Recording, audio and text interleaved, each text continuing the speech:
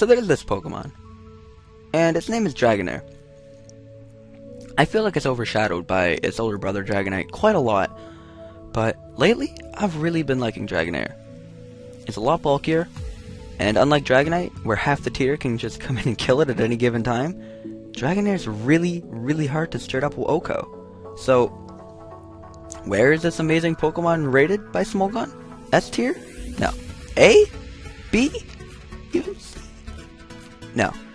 It's all the way down with the ranks of B-Barrel, Glalie, and Omanite, reserved for Pokemon that are mediocre. Really? Is that the best ranking you can give it? Well, I'm here to prove in today's quadruple header of Dragonair Destruction that Dragonair is just painfully, almost unfairly underrated as a set sweeper in NU. And hopefully this will inspire a lot of you to go out and use it because, like I said, it is really severely underrated. Let's get into this first game here. As you can see, I'm using that offensive Vileplume Mr. Mime team. And he is using some kind of team that looks very dependent on Baton Pass. He has the Swallow, he has the Persian that could probably benefit from it, he has the Kingler that could probably benefit from it. So, in general, I feel like he'd want to lead off with the Armaldo, get up the Stealth Rocks on the first turn before he starts passing around everything.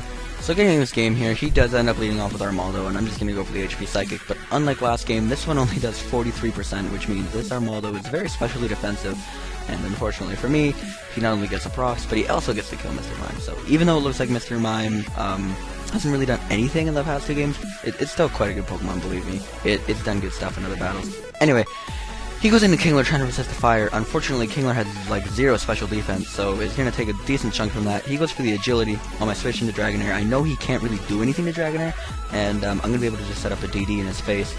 He's going to flinch me with this Rock Slide, which basically means I need to get off the rest on this turn, boost that defense with a Marble Scale, which if you didn't know is Dragonair's Gym Mode ability.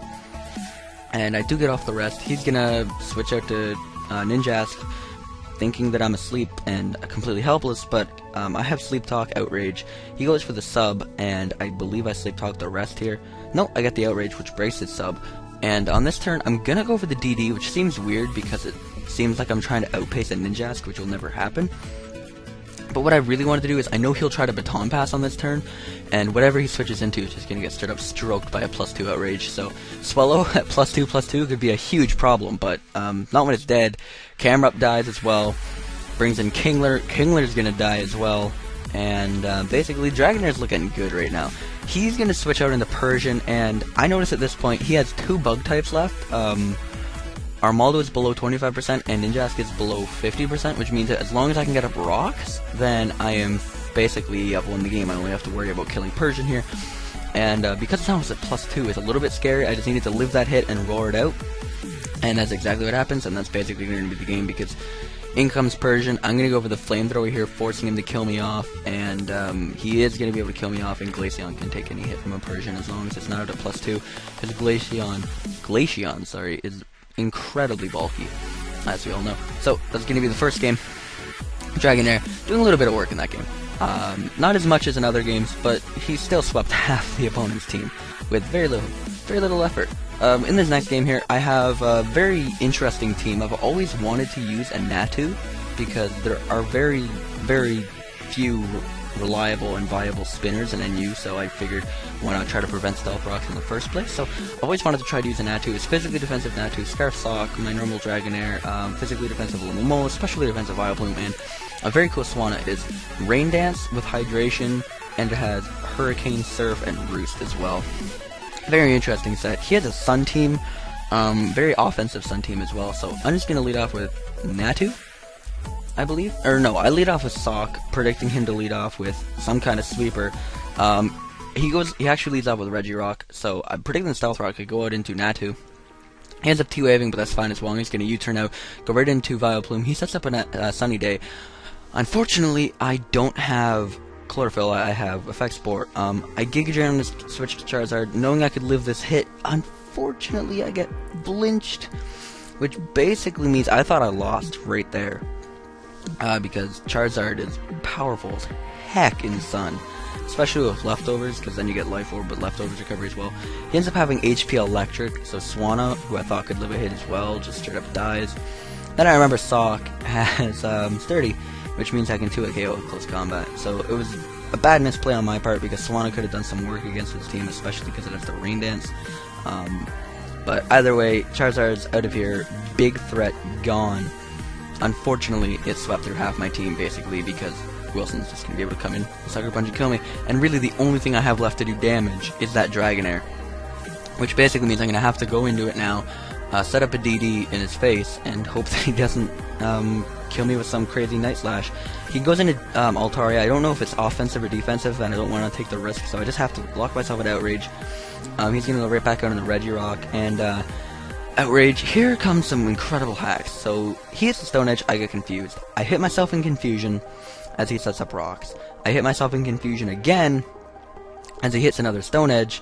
I hit myself in Confusion again as he gets paralyzed. I snap out of Confusion, go for the rest as he gets paralyzed yet again. Not that that paralyze really mattered because now I have Marble Scale activated, but it was still free damage that he didn't get, as I'm going to be able to Sleep Talk and Outrage. He gets paralyzed again, and he's going to switch out into Shiftry as I Sleep Talk and Outrage. Bring him down to 9, which is 1 Life Orb hit left. I'm going to predict the Sucker Punch as I wake up. I'm going to go for a DD, and basically now again at +2, I can more or less sweep his entire team. He should have went for the Sucker Punch again there, but I guess predicting me to continue DDing, he didn't. But now, that thing dies, this thing dies, and Regirock is going to die as well. So, hope you guys enjoyed that one. It was a heck of a Dragonair Destruction. I mean, it's just such a bulky and powerful sweeper. And we're only halfway done. So, third game here, we have a very interesting team. It seems very balanced, and on top of that, he has the Probo Pass, and that's basically going to prevent most of my team from actually doing damage. The only thing that can really hurt it is Camerupt with Earth Power. So, it's definitely going to prevent Dragonair from doing much of anything in this battle. The Garbodor could be a problem as well, because my team doesn't really appreciate entry hazards. So, I'm going to lead off with Camerupt, try to, in case he leads off with a Garbodor, at least to a KO and limit his amount of hazards that he can get up.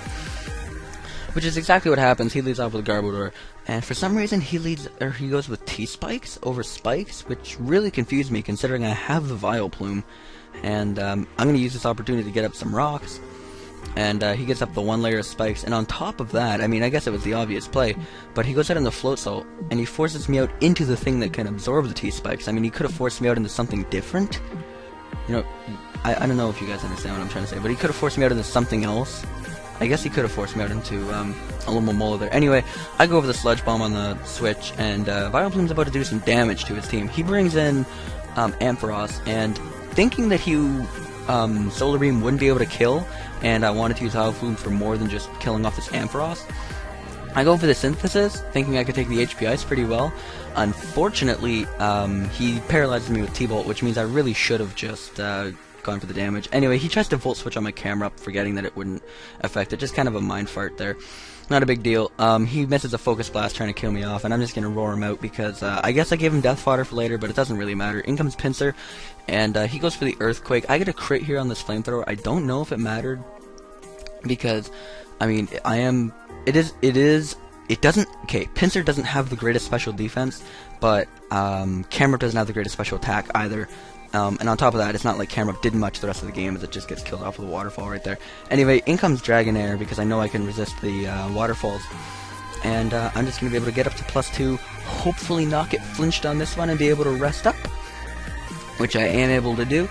And luckily for me, all the flinching that he gets here are during my sleep turns where I got the Marble Scale activated.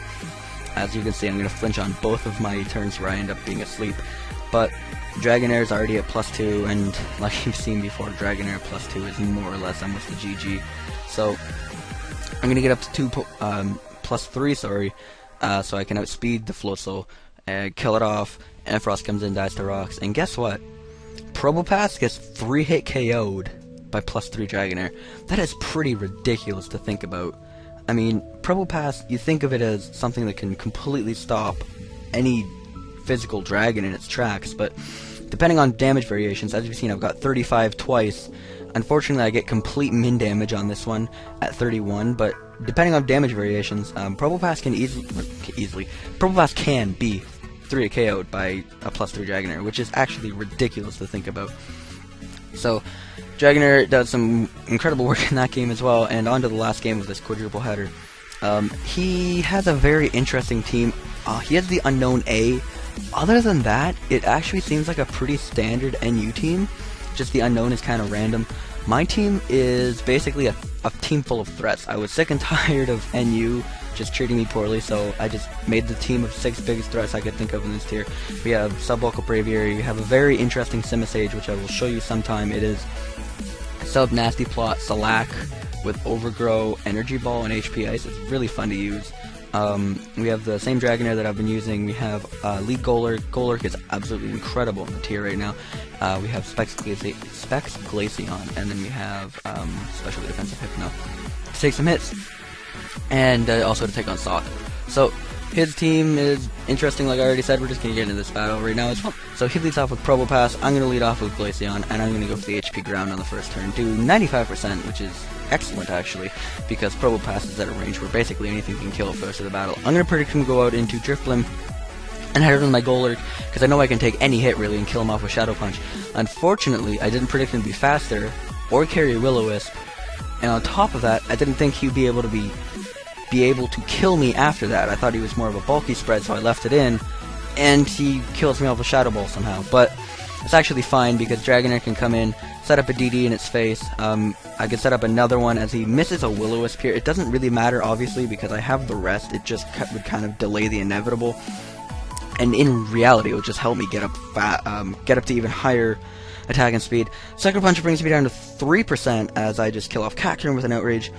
As he sends in Seeking, and I basically need to pull off this rest here, and I end up pulling off the rest. He's going to go for the agility to be able to outspeed my Dragonair while I'm asleep. And Ice Beam is barely a 3 at KO, which is, again, ridiculous to think about. I'm going to be able to Sleep Talk a Dragon Dance right here. Outspeed, I snap out, but I Sleep Talk the rest, which is fine, because Dragonair generally, I have crazy good luck with this thing. Anyway, I wake up and basically go for game, because Outrage is going to OHKO everything that he has left. So, hope you guys enjoyed. I hope I've inspired a couple of you to try out Dragonair in the NU tier. It is absolutely unmatched in its ability to just sweep in 2 or 3 turns of setup. I really haven't come across anything quite as good as this thing. And I'll leave the set that I use down in the description. Hope you guys enjoyed this quadruple header, and I'll probably be uploading more stuff tomorrow. If not, I will see you guys on the weekend, so peace.